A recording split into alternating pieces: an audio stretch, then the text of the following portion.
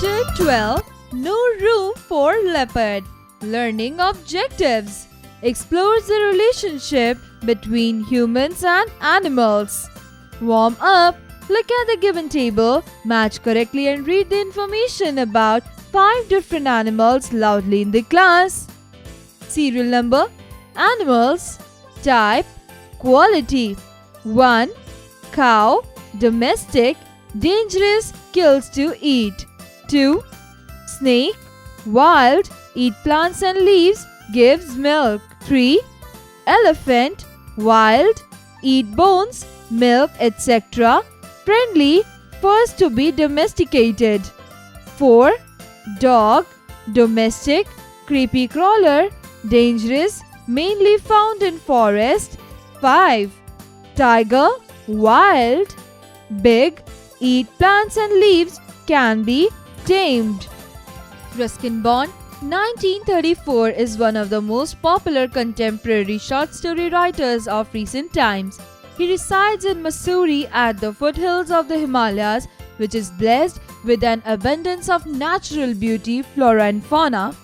Bond is anxious about the depletion of natural environment at the cost of urbanization and industrialization.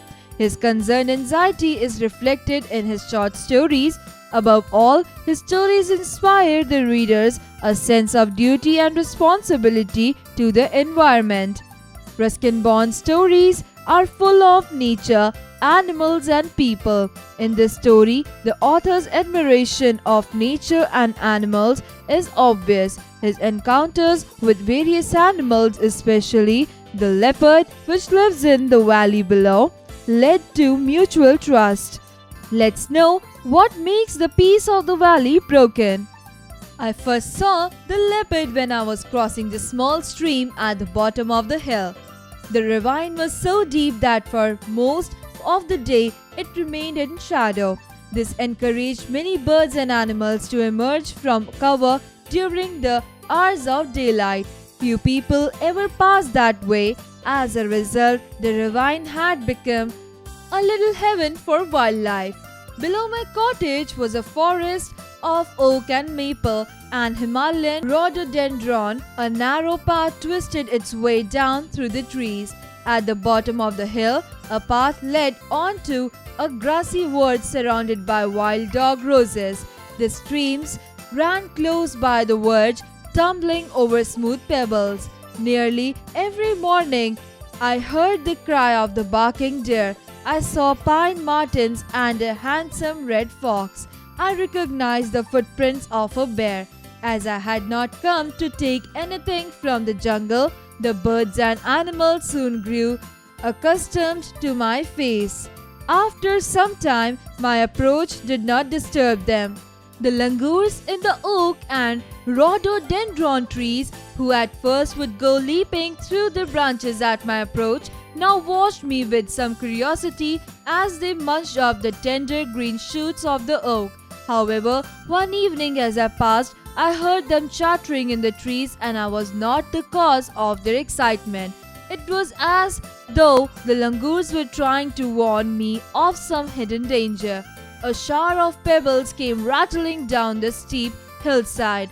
I looked up to see an orange-gold leopard poised on a rock about 20 feet above me. It was not looking towards me, but had its head thrust attentively forward in the direction of the ravine. It must have sensed my presence because it slowly turned its head and looked down at me. It seemed a little puzzled at my presence there. Then, to give myself courage, I clapped my hands sharply. The leopard sprang away into the thickets, making absolutely no sound. I had disturbed the animal in its quest for food. But a little later, I heard the quickening cry of a barking deer as it fled through the forest. The hunt was still on. The leopard, like other members of the cat family, is nearing extinction in India, and I was surprised to find one so close to Missouri. Probably the deforestation that had been taking place in the surrounding hills had driven the deer into this green valley. It was some weeks before I saw the leopard again, although I was often made aware of its presence. At times, I felt certain that I was being followed. Once, when I was late getting home, I saw two bright eyes staring at me from a thicket. I stood still, my heart banging away against my ribs. Then the eyes danced away, and I realized they were only fireflies. In May and June, when the hills were brown and dry, it was always cool and green near the stream where ferns and long grasses continued to thrive. One day, I found the remains of a barking deer that had been partially eaten. I wondered why the leopard had not hidden the remains of his meal. Probably he had been disturbed while eating. Climbing the hill, I met a party of hunters resting beneath the oaks. They asked me if I had seen leopard. I said I had not. They said there was a leopard in the forest. The hunters had seen the carcass of the deer and the leopard's pug marks, and they kept coming to the forest. Almost every evening, I heard their guns banging away, for they were ready to fire at almost everything. "There's a leopard about," they told me. "You should carry a gun." "I don't have one," I said. There were fewer birds to be seen, and even the langurs have moved on. I thought no more of the men. They were unpredictable and to be avoided if possible. One day after crossing the stream, I climbed Paritibba, a bleak, scrub-covered hill where no one lived. This was a stiff undertaking because there was no path to the top and I had to scramble up with the help of rocks and roots. At the top was a plateau with a few pine trees, their upper branches catching the wind and humming softly. There I found the ruins of what must have been the first settlers, just a few piles of rubble now overgrown with weeds, sorrel, dandelion and nettles. As I walked through the roofless ruins, I was struck by the silence that surrounded me. The silence was so absolute that it seemed to be shouting in my ears, but there was something else of which I was becoming increasingly aware. The strong odor of one of the cat family. I paused and looked about. I was alone. There was no movement of dry leaf or loose stone. The ruins were, for the most part, open to the sky. Their rafters had collapsed and joined together to form a low passage-like entrance to a mine. This dark cavern seemed to let down. The smell was stronger when I approached this spot. I stopped again and waited there, wondering if I had discovered the lair of the leopard. I wondered if the animal was now at rest after a night's hunt. Perhaps it was crouched there in the dark, watching me and recognizing me as a man who walked alone in the forest without a weapon.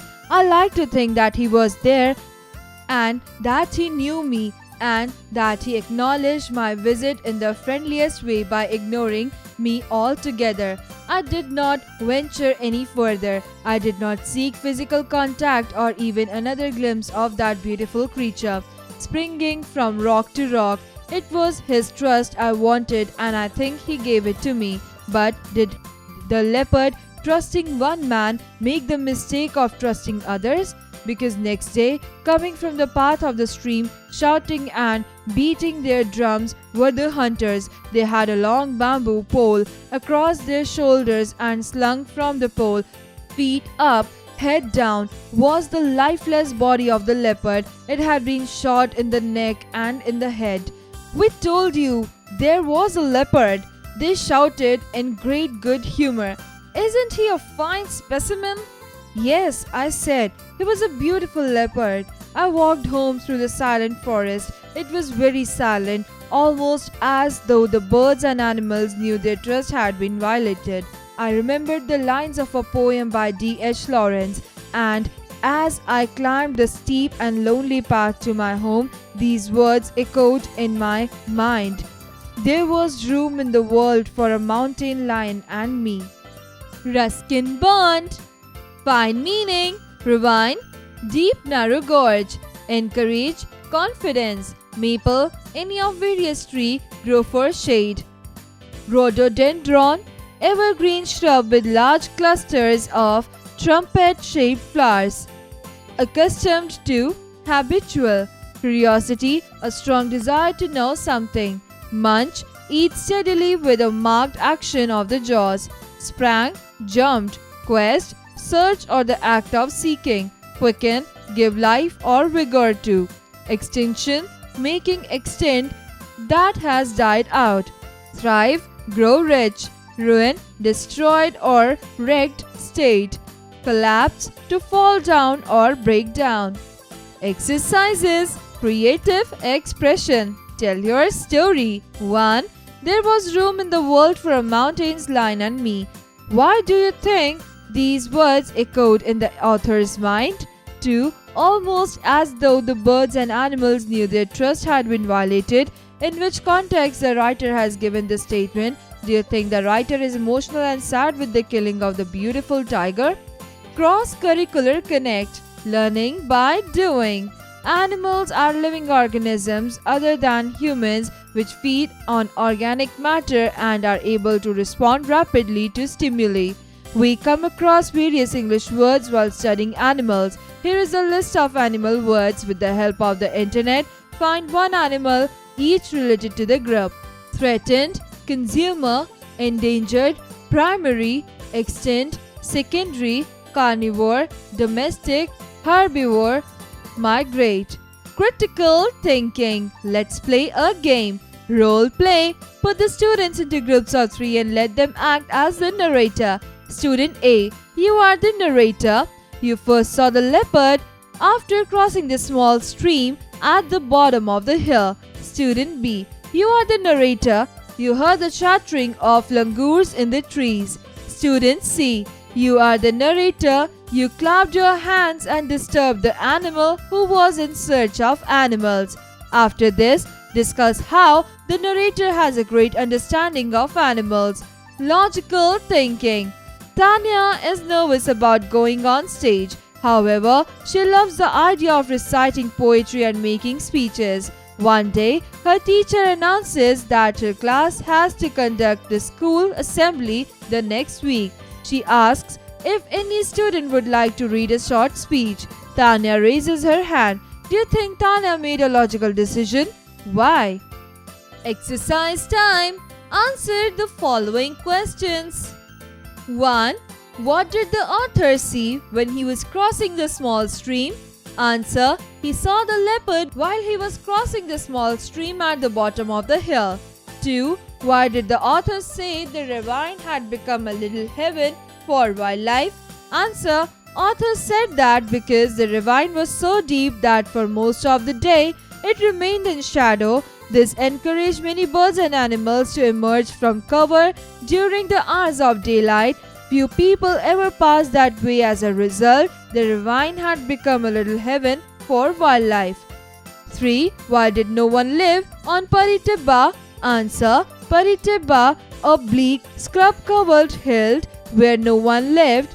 This was a stiff undertaking because there was no path to the top and had to scramble up. With the help of rocks and roots at the top was a plateau with a few pine trees, their upper branches catching the wind and humming softly, the ruins of what must have been the first settles, just a few piles of rubble, now overgrown with weeds, sorrel, dandelion and nettles. Number 4. The hunters advised the author to carry a gun. Why? Answer.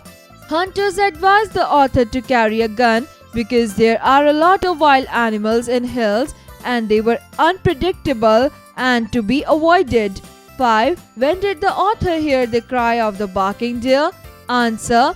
In May and June, when the hills were brown and dry, it was always cool and green near the stream, where ferns and long grasses continued to thrive. Author found the remains of a barking deer that had been partially eaten. Find their meaning. 1. Abundance, a very large quantity of something. 2. Rattling, to make somebody suddenly become worried. 3. Excitement, the state of being excited, especially because something is interesting, happening or will happen. 4. Attentively, while giving attention.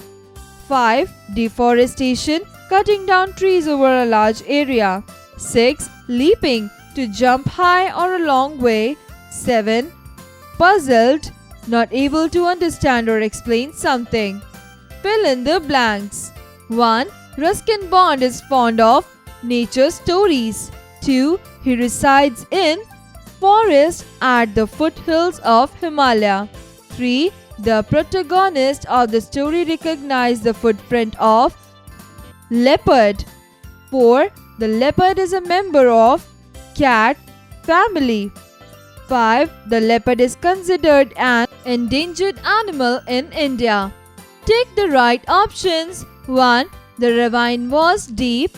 A. To remain in shadow. B. It was full of light for most of the day. C. Animals lived in it. Answer A. To remain in shadow. 2. A narrow path twisted its way down tells us A. Cottage was on the top of the hill.